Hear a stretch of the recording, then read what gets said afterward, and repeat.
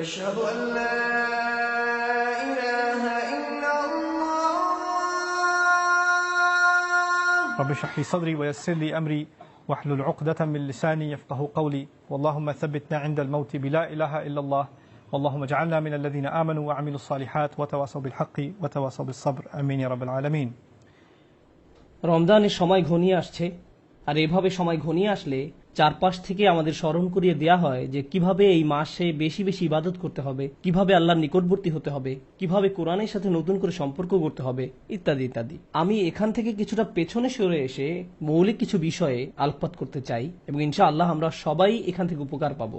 আল্লাহর সাথে আমাদের সম্পর্কগুলোর অন্যতম একটি মৌলিক সম্পর্ক হলো তার নিকট দোয়া করা। তার সাহায্যের কাঙ্গাল আমরা। আমাদের ধর্মীয় ক্ষেত্রে তার সাহায্য দরকার, হেদায়েত পাওয়ার ক্ষেত্রে তার সাহায্য দরকার, সত্য পথের উপর টিকে থাকার জন্য, অসৎ পথ থেকে দূরে থাকার জন্য, তার ক্ষমা পাওয়ার জন্য আমাদের তার সাহায্য দরকার, তার সহায়তা দরকার আধ্যাত্মিক ক্ষেত্রে আমাদের ঈমানের জন্য। এছাড়াও জীবন পরিচালনার সকল ক্ষেত্রে আমরা তার সাহায্যের মুখাপেক্ষী। আমাদের পারিবারিক বিষয়ে তার সাহায্য দরকার, অর্থনৈতিক ক্ষেত্রে তার সাহায্য প্রয়োজন আমাদের। আপনাদের মাঝে অনেকেই এমন আছেন যারা ভয়ঙ্কর অর্থনৈতিক সমস্যায় নিমজ্জিত। কেউ আপনার সমস্যার কথা বুঝে না, একমাত্র আল্লাহ এবং আপনি ছাড়া আর কেউ বুঝে না। আপনি আপনার সমস্যার কথা কাউকে বোঝাতে ব্যর্থ হয়েছেন, তারা বুঝে না।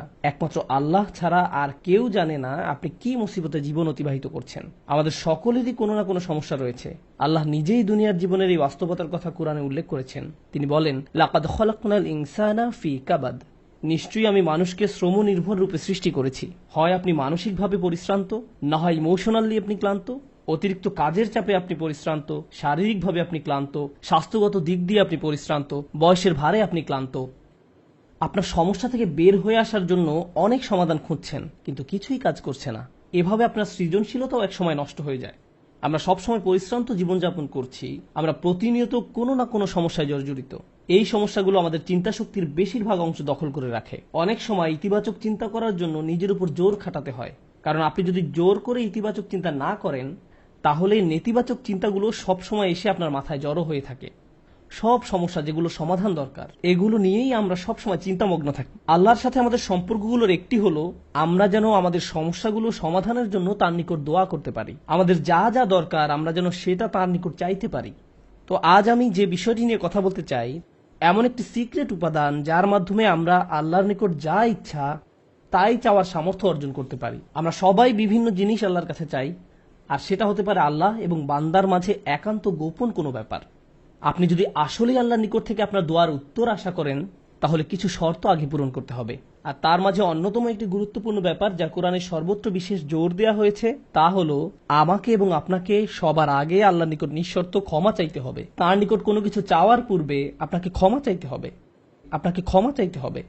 আমার আপনার যে প্রয়োজনগুলো আছে সেগুলো চাওয়ার পূর্বে আমাদেরকে আল্লাহর নিকট পরিপূর্ণ আন্তরিকতার সাথে ক্ষমা চাইতে হবে।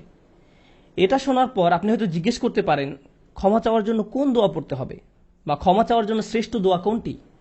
মানুষ বিভিন্ন অকেশনে বিভিন্ন রকমের দোয়া পড়ে। যেমন কোনো সন্তান সম্ভবা মা এসে জিজ্ঞেস করে, কিছুদিনের মধ্যে আমার বাচ্চা হবে, এখন আমার বাচ্চার জন্য কোন দোয়াটি আমি পড়তে পারি? অথবা কেউ একজন এসে বলতে পারে যে আমি চাকরির ইন্টারভিউ দিতে যাচ্ছি, কোন দোয়াটি আমি এখন পড়তে পারি? আমাকে বিশেষ বিশেষ সময় উপলক্ষে বিশেষ বিশেষ দোয়া প্রদান করুন। আমি আপনাদের বলছি, বিশেষ সময়ের ওই দোয়াগুলো অবশ্যই গুরুত্বপূর্ণ, কারণ সেগুলো পবিত্র এবং আল্লাহর কাছ থেকে অবতীর্ণ।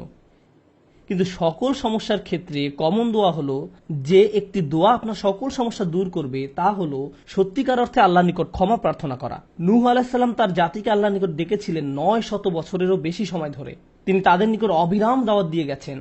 তার নবুয়তি জিন্দেগির শেষ দিকে এসে তিনি পেছনে ফিরে দেখেন এবং তিনি তাদের নিকট যে বার্তাটি দিতে চেয়েছিলেন তার একটা সারাংশ দাঁড় করিয়েছেন। তিনি তাদের উদ্দেশ্যে শুধু একবার বা দুইবার কথা বলেননি। লাইলান ওয়া নাহারা দাউতু কওমি লাইলান ওয়া নাহারা, তিনি বলেন, হে আমার পালনকর্তা, আমি আমার সম্প্রদায়কে দিবারাত্রি দাওয়াত দিয়েছি। তিনি রাতেও কোনো বিরতি নেননি। কোরআনের একটি সূরা তার নামে নামকরণ করা হয়েছে, সূরাত নূহ। সেখানে এই গোটা সময় ধরে যে তার সম্প্রদায়কে তিনি দাওয়াত দিয়ে গেছেন তার একটা সারমর্ম তুলে ধরা হয়েছে। আমি তোমাদের কাছ থেকে কি আশা করেছিলাম? কুল্লামা দাআউতু লিতাগফিরা লাহুম। আর এই গোটা সময় ধরে আমি তাদেরকে এই ধর্মের দিকে আহ্বান করেছি যেন আপনি তাদেরকে ক্ষমা করেন ইয়া রব, যেন আপনি তাদেরকে ক্ষমা করেন ইয়া রব।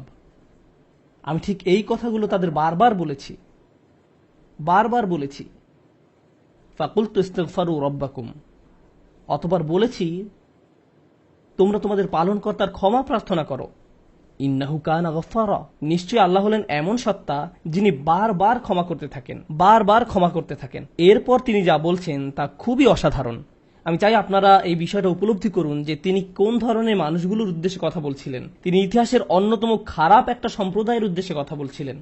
নূহ আলাইহিস সালামের সম্প্রদায়কে পৃথিবীর অন্যতম চরম অবাধ্য জাতিগুলোর একটি হিসেবে বর্ণনা করা হয়েছে। সূরাতুজ জারিয়াতে আল্লাহ বিভিন্ন জাতি সম্পর্কে বর্ণনা করেছেন যারা আল্লাহর বিরুদ্ধে, তাদের নিকট প্রেরিত রাসূলদের বিরুদ্ধে বিদ্রোহ ঘোষণা করেছিল, ফলে তাদের ধ্বংস করে দেয়া হয়েছিল। সূরা আন-নাজমে যখন নূহ আলাইহিস সালামের জাতির কথা আসলো, তিনি বললেন, ওয়া কওমু নূহিম মিন ক্বাবলু ইন্নাহুম কানু হুম আযলামু ওয়া আতগা। আর পূর্বে নূহের কওমকেও, নিশ্চয়ই তারা ছিল অতিশয় জালিম এবং চরম অবাধ্য। বিষয়টা যৌক্তিক মনে হয়। অন্য সকল নবীর মতো শুধু এক প্রজন্মের জন্য তাদের নবী ছিলেন না, প্রতি শতাব্দীতে ৩-৪ প্রজন্ম মানুষের জন্য শতাব্দীর পর শতাব্দী ধরে তাদের একজন নবী ছিল। প্রতি ২০ বছর পর পর নতুন নতুন প্রজন্মের আবির্ভাব ঘটে, আর নূহ আলাইহিস সালাম এটা দেখেছিলেন শতাব্দীর পর শতাব্দী ধরে। প্রতি ২০ বছর পর পর নতুন নতুন প্রজন্মের আবির্ভাব ঘটে, তিনি ৪০ থেকে ৫০ প্রজন্মের মানুষদের দেখেছিলেন, আর তারা সবাই তাকে প্রত্যাখ্যান করেছিল। আর তিনি সকল প্রজন্মকে একই দাওয়াত দিয়ে যাচ্ছিলেন। একটি উদ্দেশ্যকে সামনে রেখে আমি এই বিষয়টির উপর আলোকপাত করছি। তিনি চরম অবাধ্য এক জাতির উদ্দেশ্যে কথা বলছিলেন। তাদের নিকট তিনি কি প্রস্তাব তুলে ধরেন? তিনি বলেন, ইস্তিগফারু রাব্বাকুম, তোমাদের রবের ক্ষমা প্রার্থনা করো। ইন্নাহু কানা গফফারা, তোমরা বারবার আল্লাহর অবাধ্যতা করছিলে, তিনি বারবার ক্ষমা করতে থাকেন। তোমরা বারবার আল্লাহর অবাধ্যতা করছিলে, আল্লাহ বারবার ক্ষমা করতে থাকেন। কিন্তু তার প্রস্তাব এখানেই থেমে থাকেনি। তিনি বলেন, ইউরসিলুস সামাআ আলাইকুম মিদরারা। এখানে ইউরসিলু হলো জওয়াবে আমর। এর মানে হলো, যদি তোমরা তার নিকট ক্ষমা প্রার্থনা করো, তাহলে আল্লাহ তোমাদের জন্য আসমানের দরজা খুলে দিবেন, আর এটা তোমাদের উপর অজস্র ধারায় করুণা বর্ষণ করবে। এর দ্বারা বৃষ্টিও বোঝানো হতে পারে, কিন্তু পরিহাসের বিষয় হলো এখানে বৃষ্টি দ্বারা বন্যা ইঙ্গিত করা হয়নি, যদিও সব শেষে বন্যা কবলিত হয়েছিল নূহ আলাইহিস সালামের জাতি। এই আয়াতে আল্লাহ ভিন্ন ধরনের বৃষ্টির কথা বলেছেন। যদি তারা ক্ষমা প্রার্থনা করত, যে বৃষ্টি তাদের ধ্বংস করে দিয়েছিল সেই বৃষ্টি হতে পারত তাদের জন্য জীবন আহরণকারী। তারা বৃষ্টির জন্য প্রার্থনা করেনি, আর আল্লাহ তাদের বলছেন ক্ষমা প্রার্থনা করত যদি তারা, তোমরা যদি ক্ষমা প্রার্থনা করো, আকাশের দরজা তোমাদের জন্য খুলে দেওয়া হবে, আর তা বৃষ্টি বর্ষণ করতে থাকবে। আল্লাহ বলেননি যে পানি বর্ষিত হবে, তিনি বলছেন আকাশ বর্ষণ করবে, কারণ আকাশ শুধু বৃষ্টি নয়, আরো রহমত বর্ষণ করতে পারে। আকাশ থেকে ক্ষমা আসে, আকাশ থেকে প্রশান্তি আসে, বিশ্বাস আসে, রিজিক আসে, সমস্যার সমাধান আসে আসমান থেকে। তিনি তোমাদের জন্য আকাশ খুলে দিবেন, আর আকাশের সকল সম্পদ তোমাদের উপর অঝোর ধারায় বর্ষিত হতে থাকবে। আর তোমরা এতদিন রহমতের ভাগিদার হতে পারছিলে না, কারণ তোমরা ক্ষমা প্রার্থনা করনি। তাই এখন ক্ষমা চাইলে এটা খুলে যাবে। একটা একটা করে আপনার সমস্যাগুলোর কথা আল্লাহকে বলেন। আপনার এমনও সমস্যা থাকতে পারে যেটার কথা আপনি নিজেও জানেন না, কিন্তু আল্লাহ জানেন। আমি আর আপনি যদি সত্যিকার অর্থে আল্লাহ নিকট ক্ষমা চাইতে পারি, তাহলে ওই অজানা সমস্যাগুলো স্বর্গীয় হস্তক্ষেপে সমাধান হয়ে যাবে। ইউরসিলুস সামাআ আলাইকুম মিদরারা। আল্লাহ সুবহানাহু ওয়া তাআলা এখানেই থেমে যাননি। আপনি কার জন্য ক্ষমা চাচ্ছেন? আপনার নিজের জন্য। ইস্তাগফিরু রাব্বাকুম, তোমরা নিজেদের জন্য ক্ষমা প্রার্থনা করো। আল্লাহ বলেন, ওয়ায়ুমদিদকুম বিআমওয়ালিন ওয়া বানিনা, তোমাদের ধন সম্পদ, তোমাদের সন্তান সন্ততি বাড়িয়ে দেওয়া হবে। তিনি ধন সম্পদ এবং সন্তান সন্ততি দিয়ে তোমাদের ঐতিহ্যকে সমৃদ্ধ করে দিবেন।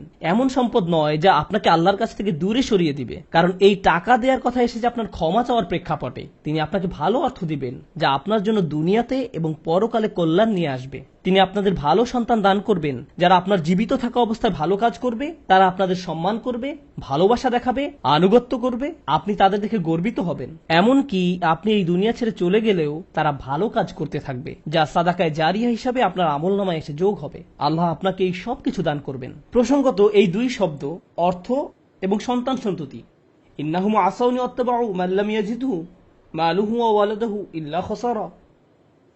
আমার সম্প্রদায় আমাকে অমান্য করেছে আর অনুসরণ করেছে এমন লোককে যার অর্থ ও সন্তান সন্ততি কেবল তার ক্ষতি বৃদ্ধি করেছে। কিন্তু আপনার ক্ষমা চাওয়ার পরে আল্লাহর পক্ষ থেকে যে ধন সম্পদ এবং সন্তান সন্ততি আসে, তা আপনার জন্য শুধু কল্যাণই নিয়ে আসে। একই ধন সম্পদ এবং সন্তান সন্ততি, পার্থক্য হলো এখন তাদের উপর আল্লাহর ক্ষমা ও রহমত রয়েছে। বিষয়টা এমন যেন তারা দূষিত হয়ে গিয়েছে, যতক্ষণ না আল্লাহ তার ক্ষমার মাধ্যমে তাদের পরিশুদ্ধ করেন। আল্লাহর নিকট ক্ষমা প্রার্থনা করলে কত শত পথ আপনার জন্য খুলে যাবে, আসমানের দরজা আপনার জন্য এমন ভাবে খুলে যাবে যে আপনি কল্পনাও করতে পারবেন না। আপনি সবকিছু আরো ভালোভাবে বুঝতে পারবেন, আপনার ব্যক্তিগত সমস্যাগুলো দূর হতে শুরু করবে। উদাহরণস্বরূপ রাগের কথা ধরা যাক। রাগ হওয়া থেকে মুক্তি পাওয়া আসলেই অনেক কঠিন।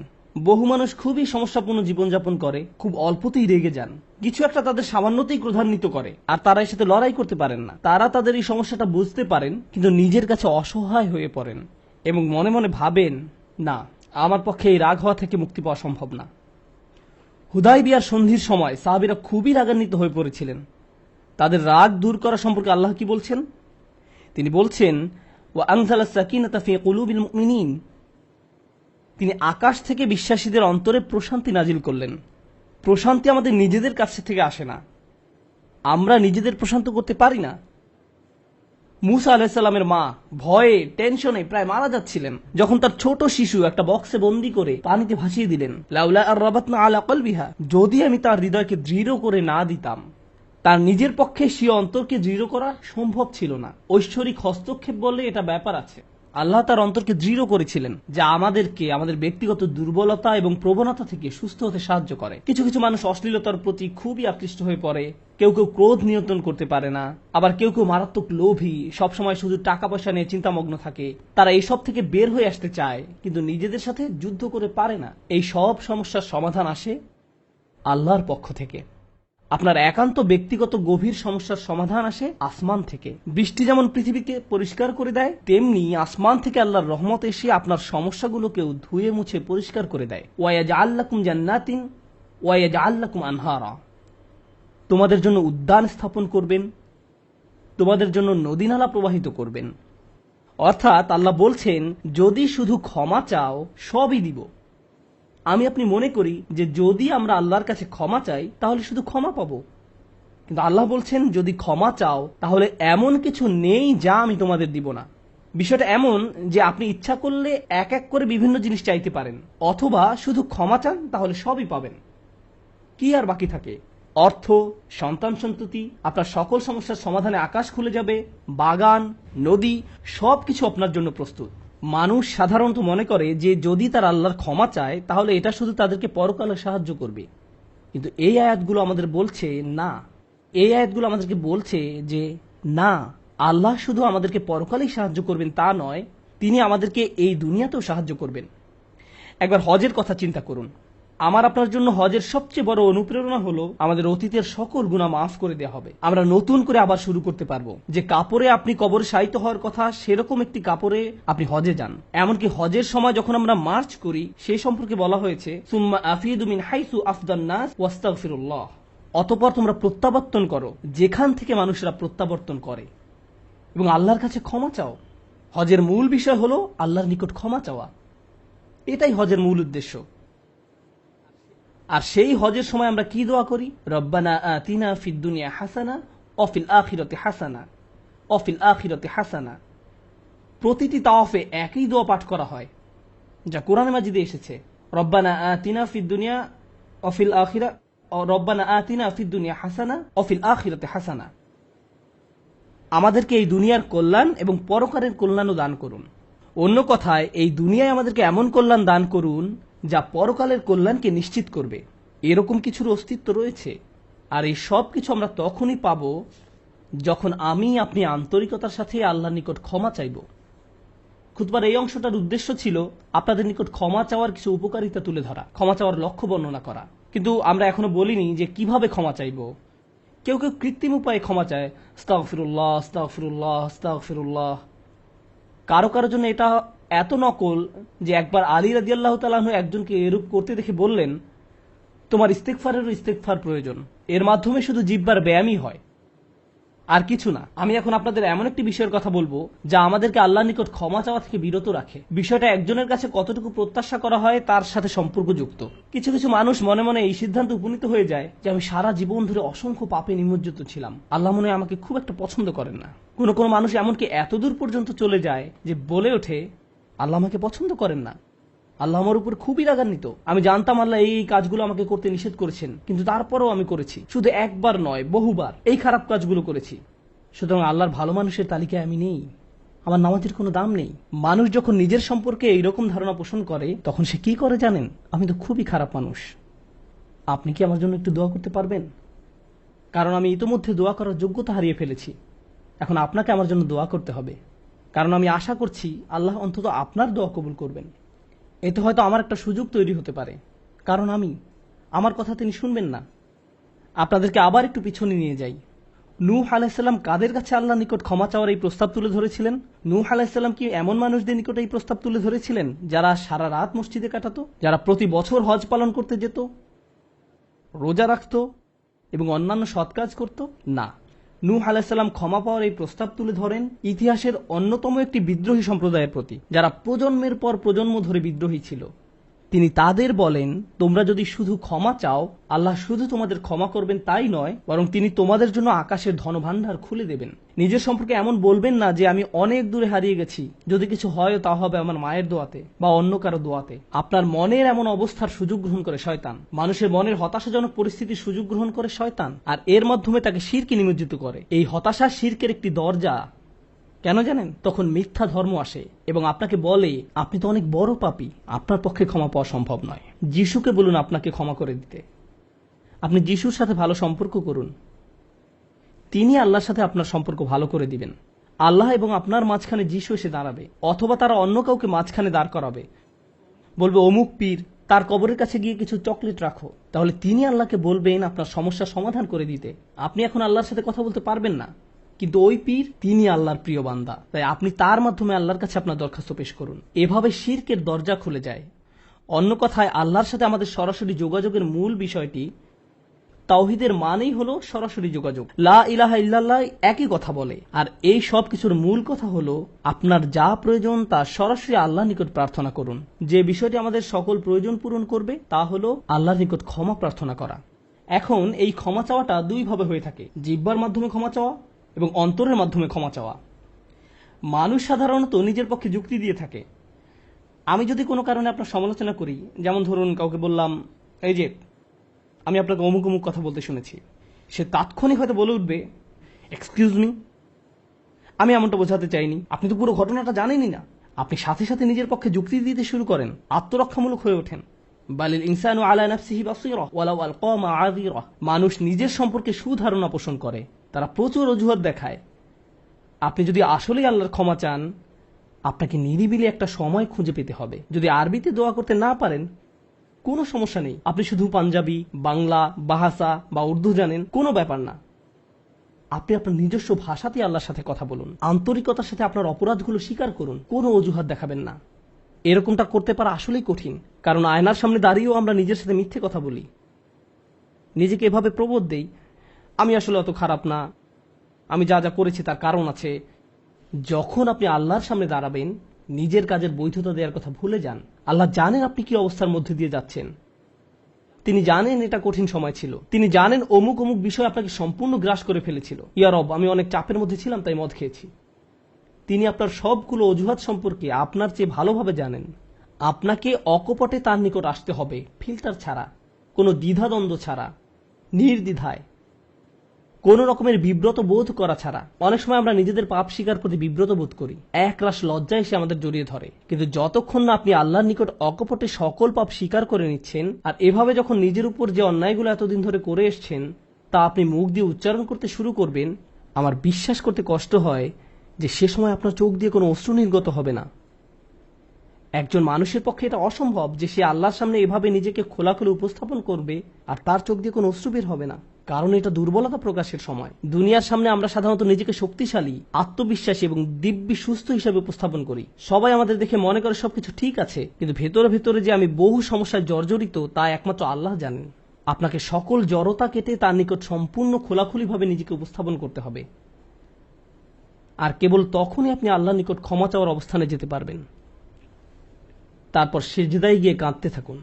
তখন এটা শুধুমাত্র আস্তাগফিরুল্লাহ আস্তাগফিরুল্লাহ বলার মতো হবে না, এটা হয়ে উঠবে আল্লাহর সাথে একটি সত্যিকারের কথোপকথন, আল্লাহর নিকট সত্যিকার অর্থে পাপ স্বীকার। এটা খুবই শক্তিশালী একটা অনুশীলন, চেষ্টা করে দেখুন। আপনাকে একটা নিরিবিলি সময় খুঁজে পেতে হবে, নিশ্চিত করুন যে কেউ আপনার কথা শুনছে না, আপনার স্ত্রী বিছানায় শুয়ে আছে, এমত অবস্থায় মাঝরাতে ঘুম থেকে উঠে এভাবে দোয়া করতে পারবেন না, ইয়া আল্লাহ আমাকে ক্ষমা করে দিন, কারণ আপনার স্ত্রী তো আপনার দোয়া শুনতে পাচ্ছে। এভাবে করাটা নিষিদ্ধ নয়, কিন্তু একা একা দোয়া করা আপনার জন্য ভালো হবে। মোট কথা, নির্জন কোনো জায়গা খুঁজে বের করুন যেখানে আপনি একান্তে আল্লাহর সাথে কথা বলতে পারবেন। যদি আপনি এক গাদা আরবি দোয়া মুখস্থ করেন যার অর্থও আপনি জানেন না, আর বিড়বিড় করে সেগুলো উচ্চারণ করতে থাকেন,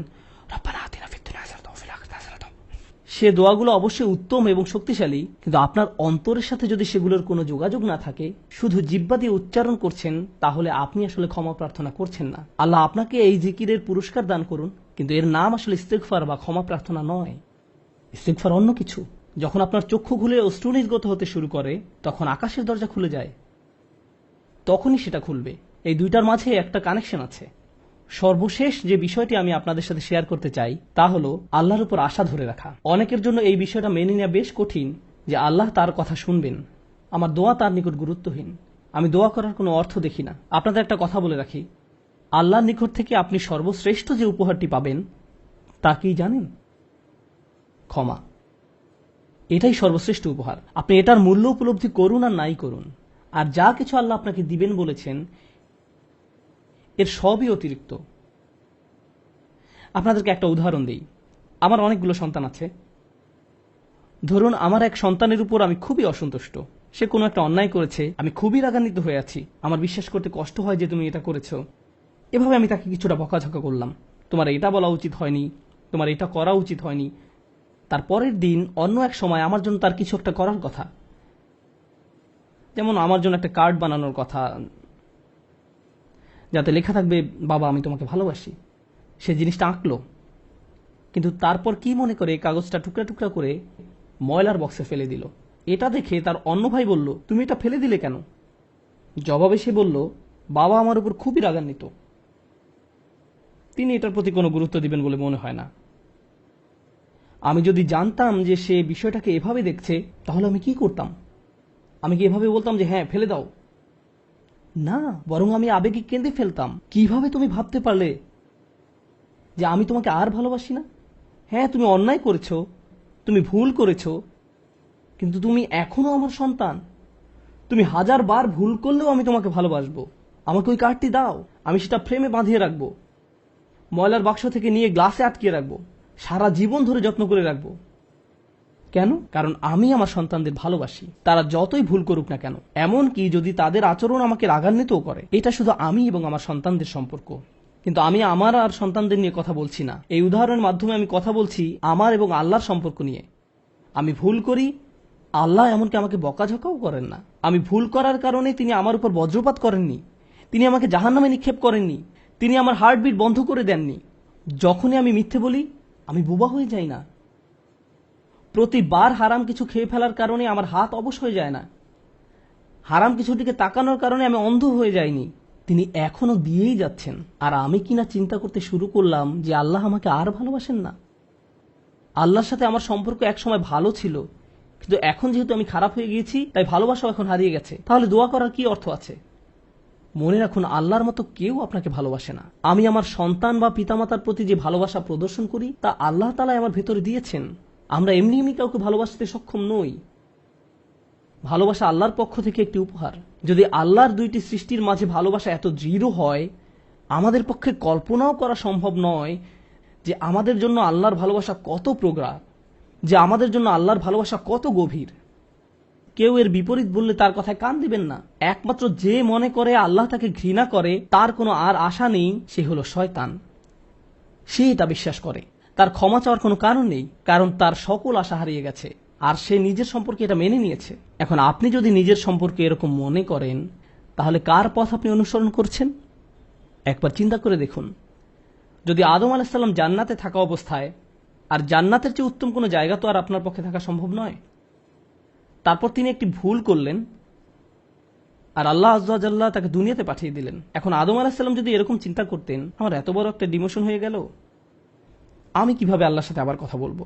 আমি তাকে এত হতাশ করার পর কিভাবে কথা বলবো? কিন্তু আল্লাহ তাকে শিখিয়ে দিলেন কি করতে হবে, কিভাবে তার অন্তর আবার ঠিক করতে হবে। রব্বানা যালামনা আনফুসানা ওয়া ইল্লাম তাগফির লানা ওয়া তারহামনা লানাকুনান্না মিনাল খাসিরিন। জান্নাতের তুলনায় দুনিয়া তো কিছুই না।